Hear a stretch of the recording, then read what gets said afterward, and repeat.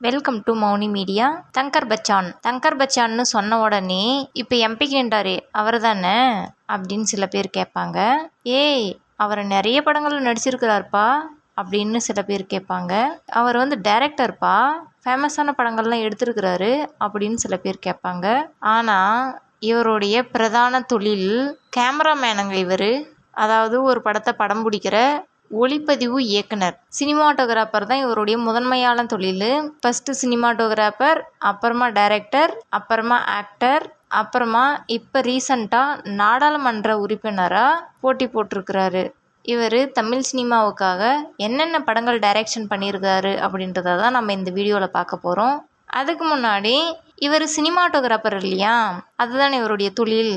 அதனால் இவர் சினிமாட்டோகிராஃபி பண்ண முக்கியமான ஒரு சில படங்களை பார்க்கலாம். என்னென்ன படங்களுக்கு சினிமாட்டோகிராஃபி பண்ணியிருக்காரு அப்படின்றத பார்த்துட்டு அதுக்கப்புறமா இவர் என்ன படங்கள் டைரக்ஷன் பண்ணியிருக்கிறாரு அப்படின்றத பார்க்கலாம். இவருடைய ஒரு சில படங்களை சொன்னாவே இவருடைய கேமரா ஒர்க் எப்படி இருக்குதுன்னு புரிஞ்சுக்குவீங்க.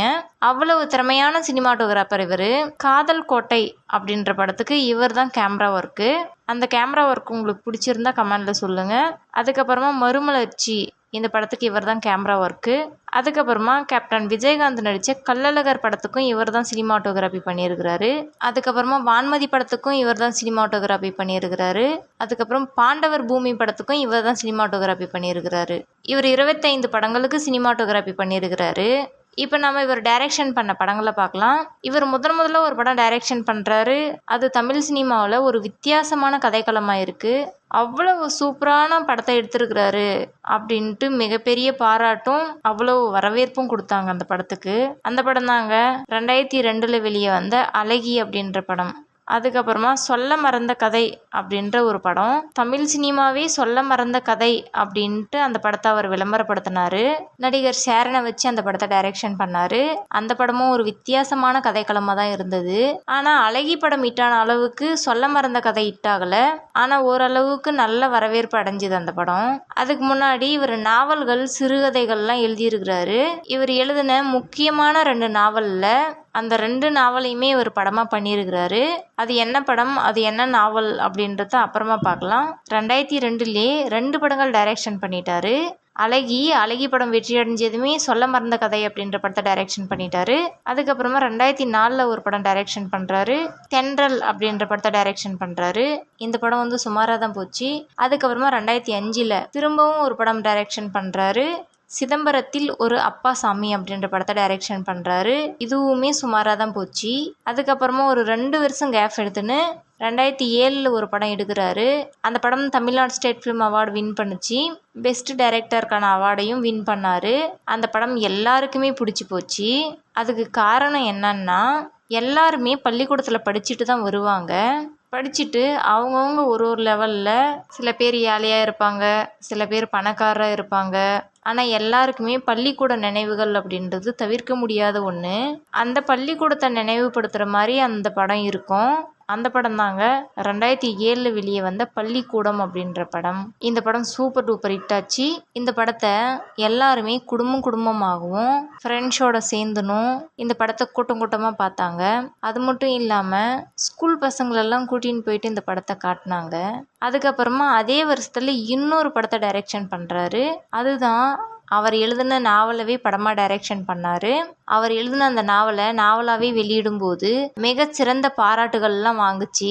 அந்த நாவலை அப்படியே படமாக எடுக்கிறாரு. நடிகர் சத்யராஜை வச்சு அந்த படத்தை எடுக்கிறாரு. அந்த படமும் ரொம்ப பாராட்ட வாங்குச்சின்னு தான் சொல்லணும். அந்த படத்தை சூப்பர் டூப்பர் ஹிட் அப்படின்லாம் சொல்ல முடியாது. ஆனால் அந்த படம் ஓரளவுக்கு ஹிட் படம் தான்.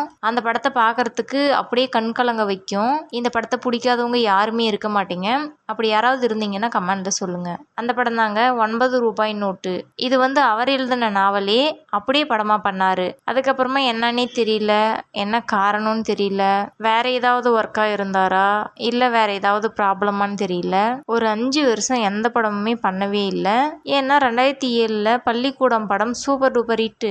9 ரூபாய் நோட்டு அவார்டு வாங்குற லெவலுக்கு பேரை வாங்குச்சு. ஆனா அதுக்கப்புறமா ஏன் படங்கள் டைரக்ஷன் பண்ணலன்னே தெரியல.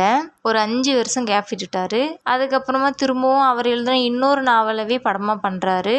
அது அம்மாவின் கைபேசி அப்படின்ற ஒரு நாவல் எழுதியிருந்தாரு. அந்த நாவலவே 2012 நடிகர் பாக்யராஜோடைய மகனை வச்சு அந்த படத்தை டைரக்ஷன் பண்ணியிருப்பாரு. அந்த படம் வந்து படுதோல்வி அடைஞ்சது. ஆனால் அந்த படத்தை ரொம்ப எதிர்பார்த்தாங்க. ஏன்னா 9 ரூபாய் நோட்டு படம் வந்து ரொம்ப பெரிய ஹிட் ஆனதுனால இந்த படத்தை பெருசாக எதிர்பார்த்தாங்க. ஆனால் எதிர்பார்த்த அளவுக்கு அந்த படம் போல. அதுக்கப்புறமா திரும்பவும் 5 வருஷம் கேப் ஆயிடுது. 2017 களவாடிய பொழுதுகள் அப்படின்ற ஒரு படம் எடுத்தாரு. அந்த படமும் வந்ததும் தெரியல, போனதும் தெரியல. அவ்வளோ பெரிய தோல்வி படம். அதுக்கப்புறமா 2023 கருமேகங்கள் கலைகின்றன அப்படின்ற ஒரு படத்தை டைரக்ஷன் பண்ணுறாரு. இந்த படத்தில் யோகி பாபு நடிச்சிருப்பாரு. இந்த படம் வெற்றி அடையல. இவர் இதுவரைக்கும் 9 படங்கள் டைரக்ஷன் பண்ணியிருக்கிறாரு. எது எப்படி இருந்தாலும் தங்கர் பச்சானுடைய பங்களிப்பு அப்படின்றது தமிழ் சினிமாவுக்கு ரொம்பவும் அதிகம் அப்படின்னு தான் சொல்லணும். தங்கர் பச்சானுடைய படங்கள் உங்களுக்கு பிடிக்கும்னா இந்த வீடியோக்கு ஒரு லைக் பண்ணிட்டு அது என்ன படம் அப்படின்ட்டு கமெண்ட்ல சொல்லுங்க. இது போன்ற அடுத்தடுத்த வீடியோக்களுக்கு எங்கள் மௌனி மீடியா சேனலுடன் இணைந்திருங்கள். அடுத்த வீடியோவில் சந்திக்கலாம். நன்றி.